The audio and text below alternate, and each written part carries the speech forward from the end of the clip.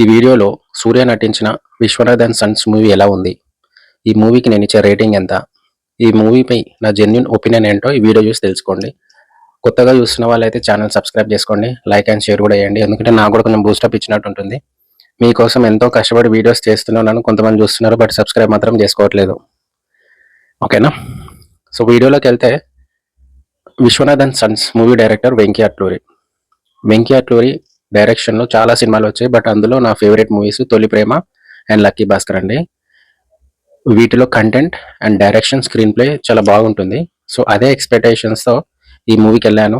మరి ఆ expectations reach అయ్యిందా లేదంటే రీచ్ అయ్యిందని చెప్తానండి. మూవీ మాత్రం చాలా బాగుంది.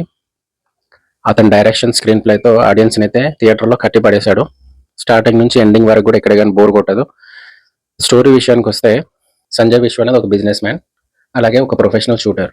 ఒక కాంపిటీషన్లో మన ఇండియాకి గోల్డ్ మెడల్ తెచ్చుంటాడు. 42 ఇయర్స్, కానీ పెళ్లి మాత్రం చేసుకోడు. ఇంట్లో వాళ్ళ అమ్మ అంటే రాధిక ఫుల్ ప్రెజర్ చేస్తుంది. నువ్వు ఎలాగైనా సరే పెళ్లి చేసుకోవాలి, మన ఇంటికి ఒక వారసుడు కావాలని చెప్పేసి. ఆ ప్రెజర్ తట్టుకోలేక సంజు అమెరికాకి వెళ్ళి సరోగసి మెథడ్లో ఒక అబ్బాయిని కంటాడు. ఆ అబ్బాయిని ఇండియాకి తీసుకొస్తాడు. ఇంట్లో వాళ్ళందరికీ బాగా నచ్చుతాడు. కానీ అనుకోకుండా ఆ అబ్బాయికి ఒక రోగం అనేది ఉంటుంది, బోన్ నారో అని చెప్పేసి. సో దానికి ఒక సర్జరీ చేయాల్సి వస్తున్నా. సర్జరీ చేయాలంటే ఈ అబ్బాయిని ఎవరైతే కన్నారో తల్లి కూడా ఉండాలి. సో ఆ తల్లిని వెతుక్కుంటూ మళ్ళీ అమెరికాకి వెళ్తాడు. ఆ తల్లి ఎవరో కాదు, మ్యాడీ అలియాస్ మన మమితా బైజు. సో మరి మమితా బైజుని ఎలా ఒప్పిస్తాడు, వాళ్ళు కుదుర్చుకున్న డీల్ ఏంటి, ఇండియాకి వచ్చిన తర్వాత మరి వాళ్ళ మమ్మీకి ఈ అమ్మాయి నచ్చుతుందా లేదా, సో వాళ్ళ అబ్బాయి పరిస్థితి ఏంటి, అసలు వీళ్ళిద్దరి మధ్య ఉన్న లవ్ ట్రాక్ ఏంటి, మన సూర్య ఎందుకు అవాయిడ్ చేస్తారని మిగతా స్టోరీ అండి. సో సెకండ్ హాఫ్ మొత్తం ఇదే ప్యాటర్న్లో వెళ్తుంది. పర్ఫార్మెన్స్ విషయానికి వస్తే సూర్య మాత్రం న్యాచురల్ పర్ఫార్మెన్స్ చాలా బాగా చేశాడు. మమితా బైజు మాత్రం అల్లరి చాలా బాగా అనిపిస్తుంది మూవీలో.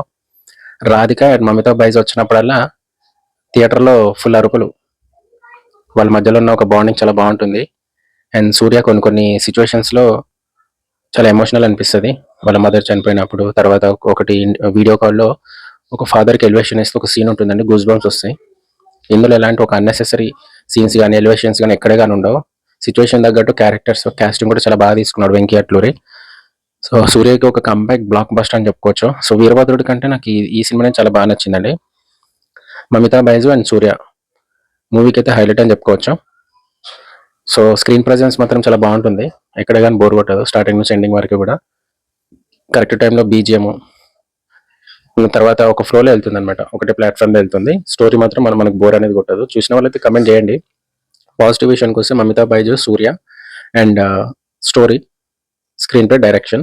నెగిటివ్ విషయానికి వస్తే సెకండ్ హాఫ్లో కొన్ని వచ్చే అనవసరమైన సీన్స్ అనమాట. అంటే ఇలా కొంచెం ట్రిమ్మింగ్ చేయొచ్చు నాకు తెలిసి. లాస్ట్లో క్లైమాక్స్ అనేది నాకు అంత కన్విన్సింగ్ అనిపించదండి, చూసిన వాళ్ళకి అర్థమవుతుంది.